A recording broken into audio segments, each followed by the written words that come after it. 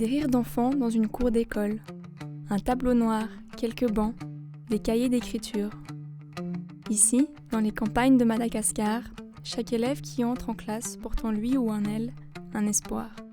Celui de pouvoir apprendre, progresser et s'ouvrir au monde.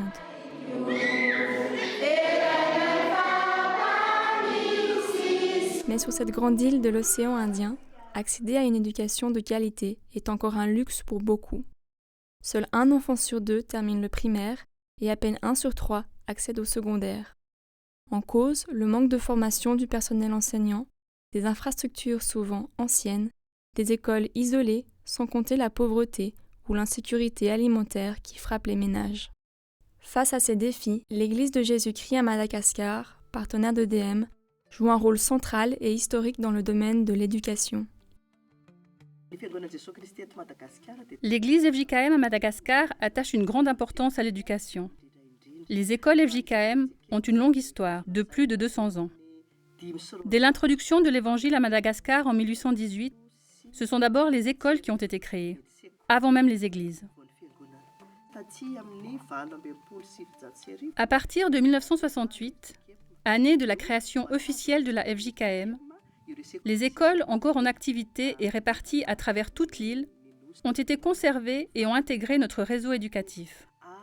Ces écoles couvrent plusieurs niveaux d'enseignement, la petite enfance, le primaire, le secondaire et le lycée.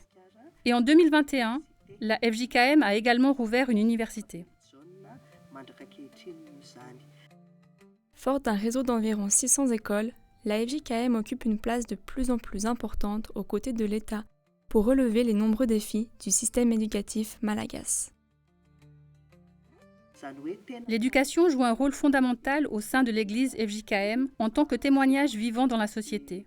Elle reflète une collaboration active avec l'État et la nation. On peut même dire que l'enseignement dispensé par la FJKM fonctionne en complémentarité avec le système éducatif national. Avec la FJKM, DM soutient 9 écoles primaires à travers le pays, avec un objectif simple mais ambitieux. Offrir à chaque enfant une chance d'apprendre dans de meilleures conditions et dans un cadre sûr et adapté. Plus de 1700 élèves et une cinquantaine d'enseignantes et enseignants bénéficient directement du projet, mais ces effets positifs se diffusent bien au-delà, au sein des familles et des communautés environnantes.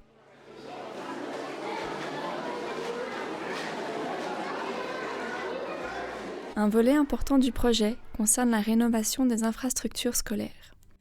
Nous rencontrons M. Michel, directeur de l'école FJKM d'Inkajoube, au centre du pays, une école qui accueille plus d'une centaine d'écolières et écoliers. Avant la mise en place du projet, les infrastructures étaient globalement vétustes. Même les équipements à l'intérieur laissaient à désirer. Par exemple, les bancs pour les élèves étaient en mauvais état et certaines salles de classe avaient encore des toits en chaume jusqu'à l'année scolaire 2022-2023. Avec le projet, de nombreuses améliorations ont été apportées. La construction de nouvelles toilettes, la rénovation des bâtiments scolaires, ainsi que le remplacement complet des anciens bancs. Tout cela a eu un impact très positif sur les élèves. L'amélioration des infrastructures et des équipements, comme les bancs totalement renouvelés, a aussi contribué à un meilleur confort d'apprentissage. Les élèves peuvent désormais écrire sans difficulté, car les bancs ne sont plus branlants ni abîmés. Tout a été remis à neuf à 100%, et cela se ressent dans leur assiduité et leur travail. Mais les infrastructures ne suffisent pas. La qualité de l'enseignement dépend aussi, et surtout, des compétences pédagogiques. Or, à Madagascar, seuls 15% des enseignantes et enseignants disposent d'un diplôme pédagogique. C'est pourquoi la FJKM et DM investissent notamment dans la formation continue. Pour l'illustrer, nous nous rendons à Manakar, ville côtière du sud-est de Madagascar. Une session de formation d'accompagnement pour le module de français est organisée pour les 10 enseignantes et enseignants des écoles Akan Fchavan et le Nidange. Le corps enseignant a pu compter sur l'expertise des 3 formateurs et formatrices venus spécialement d'Antananarive ainsi que de Marie Arinsou, envoyée de DM basée à Manakar. Qu'est-ce que ça veut dire des élèves actifs? On a déjà vu tout à l'heure dans les activités de mathématiques. Ensemble, ils ont animé la session de formation continue pendant une semaine. L'objectif? Introduire des méthodes participatives, actives et ludiques qui placent les élèves au centre de l'apprentissage. Parmi les participantes, Catherine Marie-Angèle, enseignante en 9e année, souligne les défis liés à l'enseignement en français. Le niveau des élèves a nettement baissé ces dernières années, ce qui rend l'enseignement en langue étrangère encore plus difficile. L'apparition et l'essor de Facebook, des réseaux sociaux et du monde numérique en général captivent les élèves, qui en viennent souvent à négliger leurs études. Ainsi, enseigner le français devient un véritable défi, notamment à cause de leur manque de vocabulaire. Beaucoup d'élèves lisent peu et nombreux sont celles et ceux qui rencontrent des difficultés en lecture. La formation vise à répondre à ces enjeux en proposant aux enseignantes et enseignants des outils concrets, tels que la mise en place d'une bibliothèque mobile qui a suscité un vif intérêt chez les élèves et renforcé leurs compétences en lecture. L'approche en vigueur rejoint sans s'y confondre celle qui est portée par la CEFAMP, l'école de formation pédagogique créée à l'occasion du bicentenaire des écoles FJKM. Basée à Imeri-Mandrouche, à 320 km à l'est d'Antananarive, la CEFAMP propose une formation initiale destinée aux personnes sans diplôme pédagogique ou sans baccalauréat. Elle vise à structurer l'entrée dans le métier tout en développant des compétences pratiques pour un enseignement vivant, participatif et accessible. Cependant, introduire cette pédagogie active peut représenter un véritable défi culturel.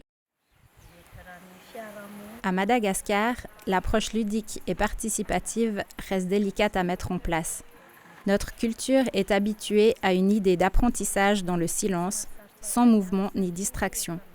Or, dans l'approche choisie, il y a beaucoup d'activités dans la classe. Mouvements, échanges, discussions entre élèves. Cela pose des difficultés car beaucoup d'enseignants et d'enseignantes préfèrent encore un environnement calme et silencieux. C'est donc un grand défi d'introduire cette approche au sein des écoles.